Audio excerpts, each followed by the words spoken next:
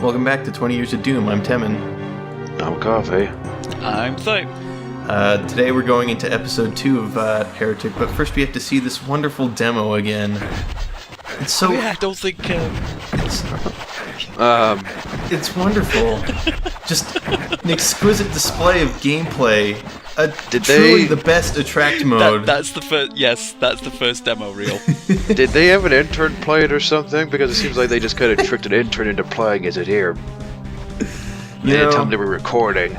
I think what it was is a demo that got out of sync due to it being a different version of Heretic, but I like your explanation better. Well... Hey, we need to do a demo reel at the last second. Steve, have you played Heretic? No. Perfect! Alright, so we're in episode 2, Hell's Maw. It's got a few new enemies. We got this guy.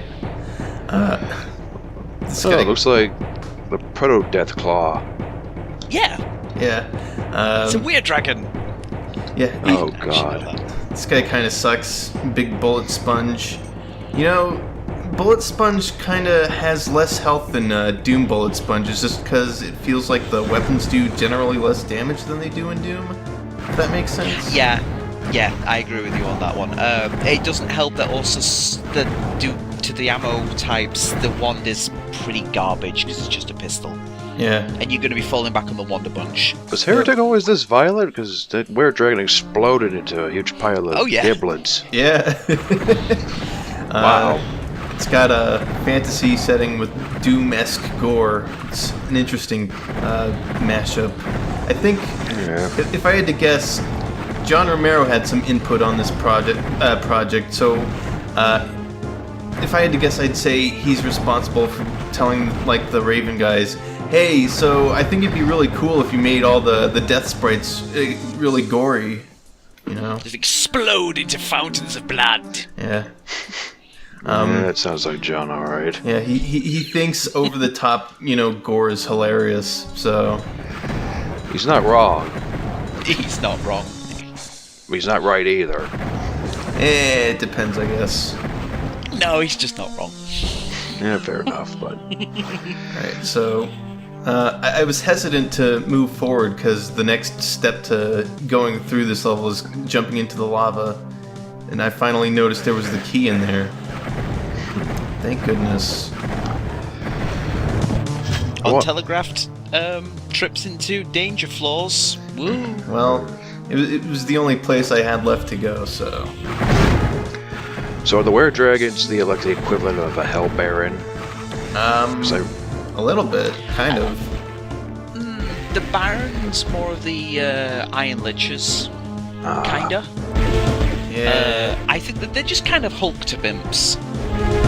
Yeah, kinda. Okay. So there's imps that have been lifting for the past, who knows how long since Doom came out. They lift the flying imps all the time. Oh, wait. So Heretic obviously takes place way before Doom, so maybe they're like the evolutionary ancestors to the imps. That's more of a de-evolution. Well, I mean, as time went on, they didn't need their muscles. Smaller. Yeah, they didn't need their huge muscles as much, so they kind of, stopped being born with them. And they regretted that when Doom Guy came along. And they lost their noses, and their faces just became flat, and whatever the word is for... Not quite as dramatic teeth. Yeah. Saber-toothed imp. Yes, pretty much. The evolution of Doom species. You looking for secrets? Yeah, I was looking for something, but then I decided, no, I'm done with this level. Forget it. Yeah. Oh, I love this map screen. Yeah, it's pretty good. Yeah, the map screens are great. He's got a little nifty compass on his table. His I don't know. But John Heretic, yeah, Elfman. John Heretic, elf and his compass. he's a regular. Never get lost. Actually, that was like, how did he make that map in this day and age? It looked to be like a 3D diorama of the area he's in. And we'll see. Also, another new enemy. This is where he's from. Yeah. Yes, I felt the same way when I was replaying Heretic recently. So he's referred to in the game files, it's abbreviated as CLNK, which I know that's not how you spell knight, but that's the closest equivalent that I could come up with. If anyone knows what CLNK could stand for this guy, help me out. But yeah, these guys are basically pinkies, but, you know. Really? Yeah. That reminds me. Almost 1-for-1. They're a slightly weaker pinky. Where are the mummies at? I don't know. We haven't seen him in this episode so far. And this is what I was mentioning, how like the first episode suffers from having too many of the same enemy. Yeah, a little bit. Now we finally have some variation. Yeah. But yeah, the saber claws. They're basically the pinky, but yeah, they're weaker, and also they attack slightly faster, so it balances out a little bit. And you don't have the electric gauntlet yet, so you're out of luck. Yeah, it doesn't really work well on them because if you try and stun lock them, their attack animation's faster than I guess. Yeah, they don't have like that swing up crunch before the actual damage step comes into it with possibility. Yeah. They just swing and straight away that's damage. Yeah, you basically have no time to activate their pain chance while they're attacking. Also, I don't get these rocks. It's weird, man. Just triangles coming in and out of lava. It's obscure. Well, we weird. can't exactly call it Hitler's design school of dungeons, can we now? Because what's the villain called again? Disparal. Disparal? Yeah, Sparrow's design document of dungeons? So Adolf Hitler, found this ancient tome written by Disparal, underneath some ancient burial site, and made that the basis for his construction in Nazi Germany. Sounds he about didn't right. find it in an ancient burial site, he found it in... Oh, that would be a spoiler. Okay, yeah. I see what you're getting at, and I can't let that fly quite yet. Oh, I can't wait to see this. Have to wait until episode 3. My God. The suspense will kill you. How did Hitler get there anyway? Submarine. Okay. Goodness gracious. Oh boy. But yeah, it's not even the first level anymore, it's the second level. I like the second episode because it's finally more enemies to fight with and eventually more tools to play with as well. But aesthetically it's kind of ugly. Yeah, kind of. I don't know. Well, it's just a cavern after all. Yeah. The first episode was like castles and fortresses and turrets, just to keep with the walls theme. But docks, city places and stuff like that. This is just a cave. Yeah. I don't know. It feels a lot more abstract than the first episode, which I kind of like, but at the same time, it is kind of, Was there chaos devices in the first chapter? No, actually, but I don't think. I thought you just picked up something new. Yeah, the chaos device. Basically, it just sends you back to the start point of the map. If you get cornered or whatever. Hence why it's called the chaos device. I was going to say, what sort of madman creates an item and sends you right back to the start of the map? Useful if you fall down a pit that's going to kill you. Yeah, it's basically. I can't remember if there's any pits like that though. I don't know, but I know later on there are a few places where I get cornered and have to use it. Also, did you know this game has a panic button? Oh, what? Yeah, a panic button. If you press the backspace key during gameplay, it'll use one of each of your items. It'll whatever you have in your inventory, it'll just use one of all of them, and then if you have the chaos device, yeah, it's useful for what it says it is. It's a nice button to press when you're panicked, because it'll help you out a little bit sometimes. Hopefully this Tome of Power will last long enough. Have you seen this yet, Coffee? The Tome of Power interaction? I've seen it a little bit, but I haven't seen it in all the weapons, so this will be interesting. Okay. Yeah, the Dragon The Claw gets ethereal a weird crossbow attack. one is great. Yeah, you just get like tons and tons of arrows. So it but- turns the crossbow into the super crossbow, which would be the equivalent of the super shotgun. Yeah. Yeah, basically. Yeah, I'd agree with that. Yeah, and the claw becomes a splash attack. Yeah, it's really weird. Wow. Like these weird spike balls come out of projectiles that come out of the claw. It's strange, but you know, it is what it is. It's strange, but it works. That's all, and that's all right with me. Yep.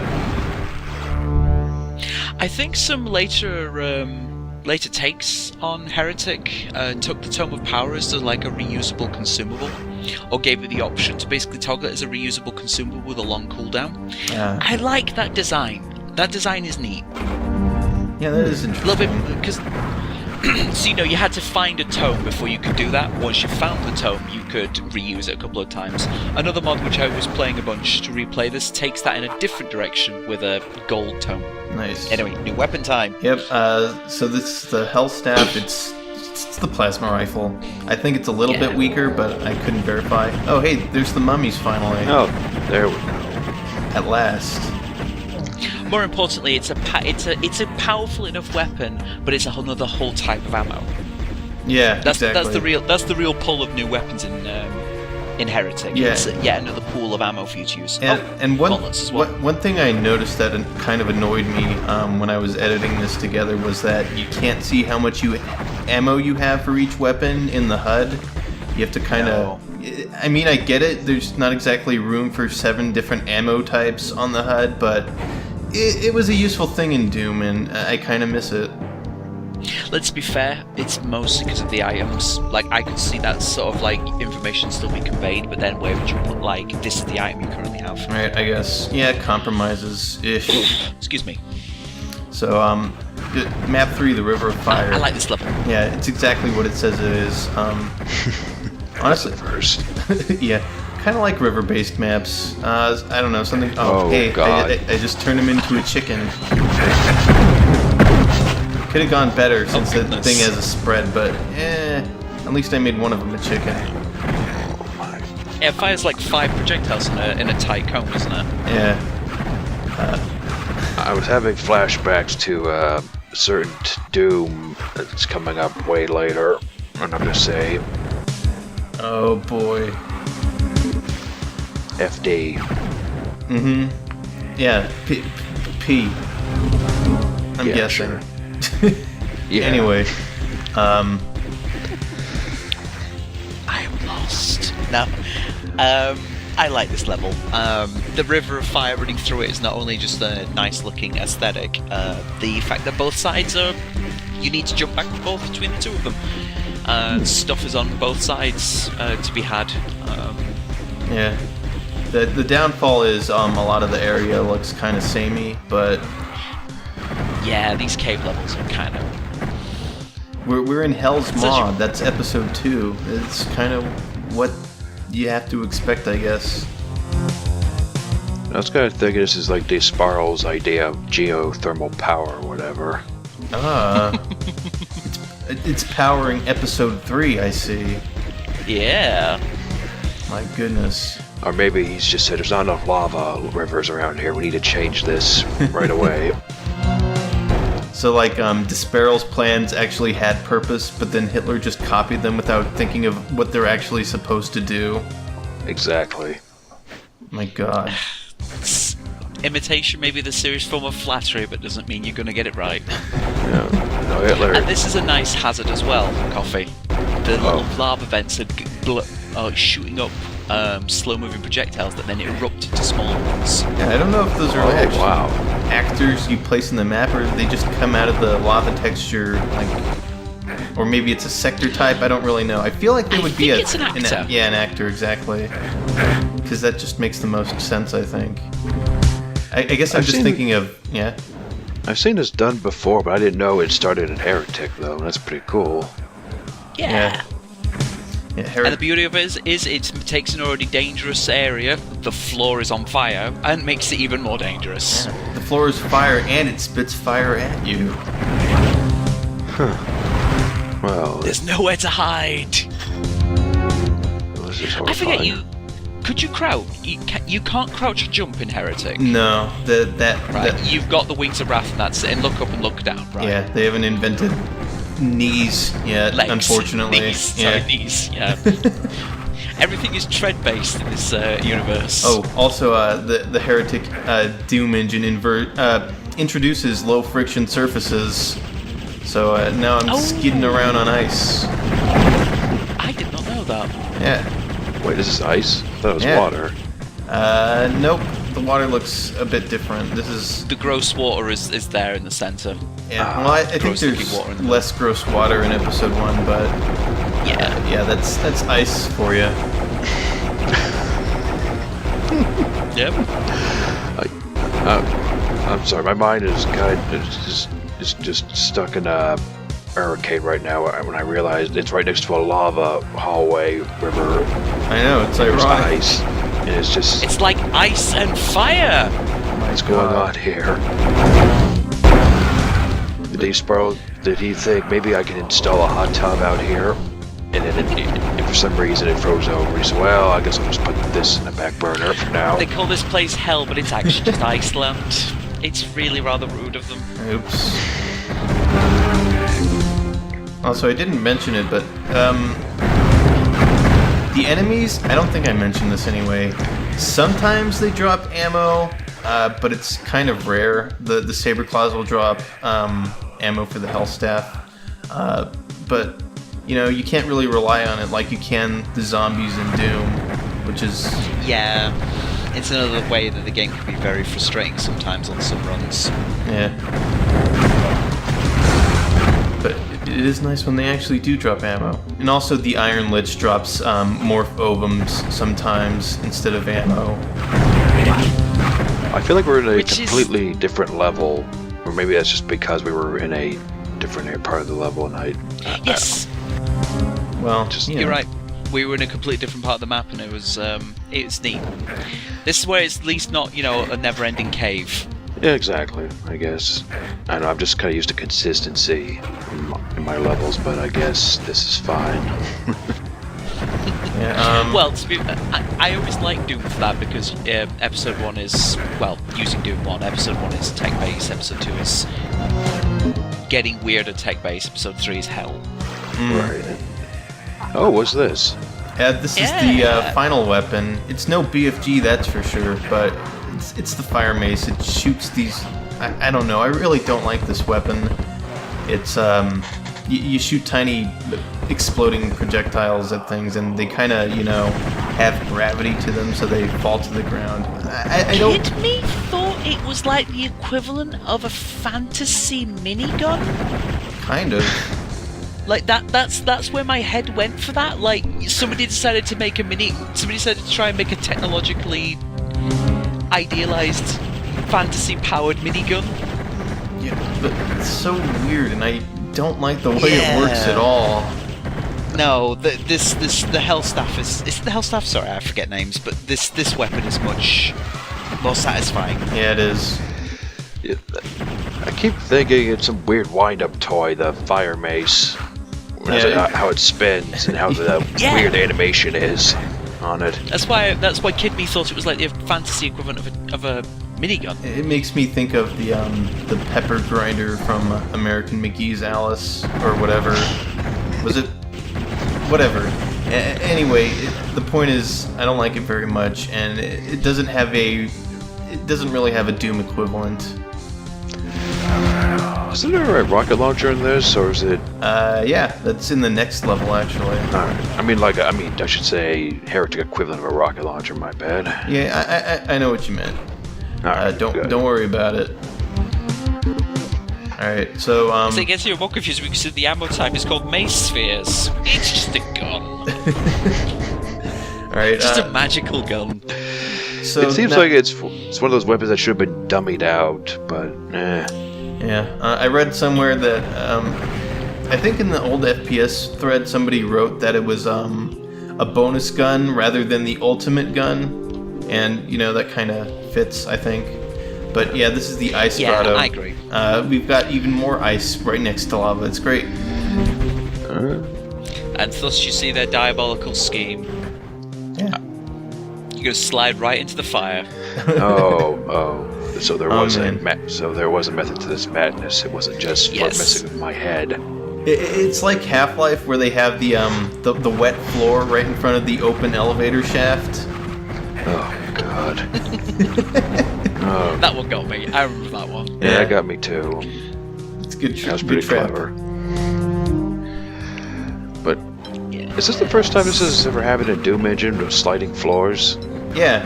Yes. Yep. Low friction surfaces. Well, that's pretty cool, Found actually. flame orb ammo.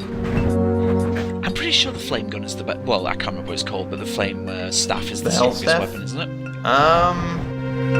I think it's probably the best damage per second for any unpowered weapon. I like the touch when levels introduce weapons by teasing the ammo. Playing any of these old FPS, you find ammo for a kind of weapon that you don't have yet, and it's like, this weapon must be on this level somewhere. And it's really disappointing when you can't find it, or it's like in a secret you can't quite get to, or it's just not there, you know. And it's just It turns out the actual weapon was in the previous level, you missed it. Oh God. Major annoyance. That was incredibly dickish too. So this is the yellow key door. We'll be coming back here towards the end of this map for reasons. But here, Oh right, it was the Phoenix staff. the Phoenix Rod. This is the Wow. rocket launcher equivalent. I'm terrible at aiming with it, so I'm wasting ammo for it. But the question is, does it kill everything in one hit? No, unfortunately. Yeah, none of the heretic weapons really feel that punchy, sadly. Well, I mean, there is there is turn things into chickens. That's your one-hit wonder. Yeah. Okay. there is an attack that can kill some enemies in one hit, but well, actually, I think we'll see that later in this level. So look forward I'm to drawing a that. blank on that one, so yes, I will. You'll see. I really like that smoke trail effect, though. It's pretty good. Also, yes, looking down came in handy. Thanks, Heretic Engine, Doom Heretic Engine, whatever. Doom 1.1. Pretty much. Doom Engine 1.1. Sorry.